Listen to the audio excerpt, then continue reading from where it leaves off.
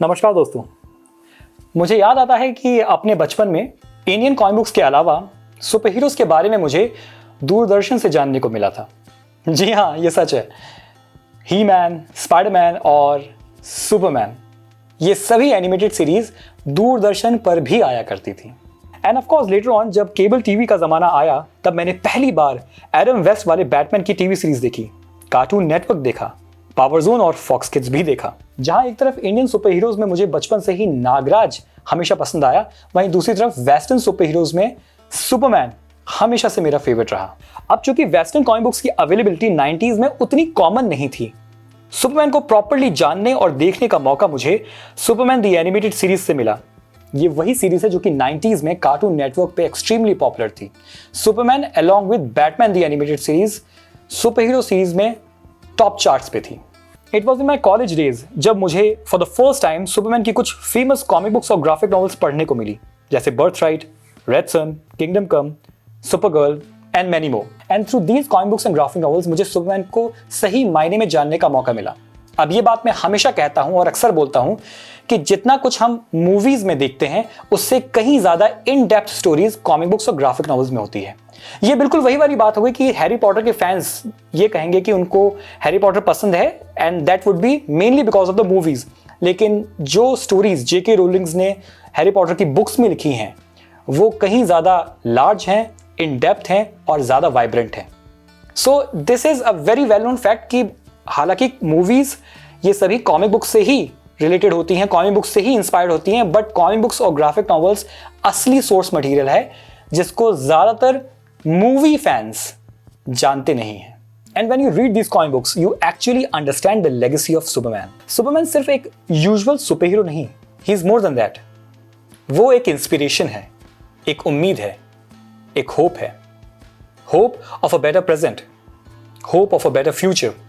It's really amazing to see कि एक comic book super hero पूरी दुनिया में ना केवल जाना जाता है बल्कि लाखों करोड़ों लोगों के लिए एग्जैक्टली वही फीलिंग रखता है जो अपने अपने कल्चर और रिलीजन में गॉड्स एंड गॉडेसेस के लिए रखा जाता है। और अलग अलग एंटरटेनमेंट मीडियम्स ने उसे अपने इनिशियल कॉमिक बुक वर्जन से कहीं ज्यादा बड़ा बना दिया है, स्पेशली मूवीज सिंस 1978। अपनी पहली कॉमिक बुक से लेकर अब तक सुपरमैन कई ट्रांजिशन से होकर गुजरा है, लेकिन एक चीज जो कभी नहीं बदली है वो है सुपरमैन कैरेक्टर का ऑरा, उसकी पर्सनैलिटी।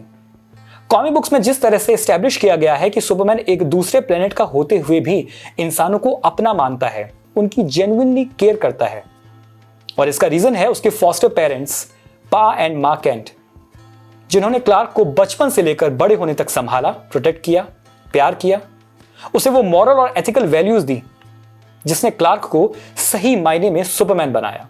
सुपरमैन ग्रेट कैरेक्टर इसलिए नहीं है कि वो उड़ सकता है या उसके अंदर सुपर स्ट्रेंथ है, बल्कि जो चीज सुपरमैन को ग्रेट बनाती है वो है उसकी इंसानी माँ बाप से विरासत में मिली इंसानियत। क्लार्क ने पूरा बचपन अर्थ पे गुजारा, और जिस तरह से आप और मैं अपने अपने बचपन से लेकर आज तक जो कुछ भी हमने सीखा, अच्छे और बुरे अनुभव, गलतियां, समझदारियां, क्लार्क भी उन्हीं सबसे होकर गुजरा है। और जब सही समय आया तो वो क्लार्क से सुपरमैन बन गया। आज की डेट में जेम्स गन के सुपरमैन का जो लेटेस्ट टीजर ट्रेलर हम देख रहे हैं वो एक पॉजिटिव वाइब क्रिएट कर रहा है ग्लोबली। आप देख ही सकते हैं यूट्यूब पे, आप किसी के भी चैनल पे चले जाएं and what you see is the trailer reaction. आप देखेंगे कि कई सारे जो हार्डकोर कॉमिक बुक फैंस हैं, जो सुपर हीरो फैंस हैं, स्पेशली सुपरमैन फैंस, वो जेन्युइनली इमोशनल हो रहे हैं। व्हाई? बिकॉज इस मूवी में कहीं ना कहीं वो पुराने 60s 70s वाले सुपरमैन को वापस लाया जा रहा है, उसकी फील एंड लुक को वापस लाया जा रहा है। Overall aesthetics, overall feel and look, overall जो विजुअल्स हैं इस फिल्म के वो वही हमें फील दे रहे हैं। सुपरमैन जैसे कैरेक्टर्स को समझने के लिए केवल उनकी डॉक्यूमेंट्रीज या मूवीज देखना काफी नहीं होगा। सुपरमैन जैसे कैरेक्टर्स को समझने के लिए उन अमेजिंग राइटर्स की कॉमिक बुक्स पढ़ना जरूरी है जिन्होंने सुपरमैन को along the last few decades evolve किया है। तो अंत में जाने से पहले मैं डेफिनेटली आपको एक अपनी रिकमेंडेशन देना चाहूँगा। अगर आपने ये पढ़ी है तो you already know what I mean by this, और अगर आपने नहीं पढ़ी है तो डेफिनेटली ये आपके कलेक्शन में होनी चाहिए, आपको ये डेफिनेटली पढ़नी चाहिए। If you are a Superman fan, even if you are not a Superman fan, तो तब तो आपको ये ज़रूर पढ़नी चाहिए। और मैं जिस ग्राफिक नॉवल की बात कर रहा हूँ वो है Superman birthright. This is one of the best works of some of the most talented writers and artists in the comic book industry.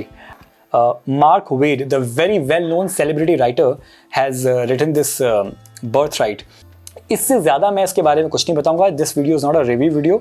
लेकिन जब हम सुपरमैन की बात कर रहे हैं, उसकी लेगेसी की बात कर रहे हैं, जेम्स गन के आने वाले सुपरमैन के लिए एक्साइटेड हैं, तो मैं समझता हूँ for all the fans and even for the non fans, for all those जो कि सुपरमैन को बहुत ज़्यादा रिलीजियसली फॉलो नहीं करते हैं, उनके लिए भी बर्थराइट तो पढ़ना बनता ही है.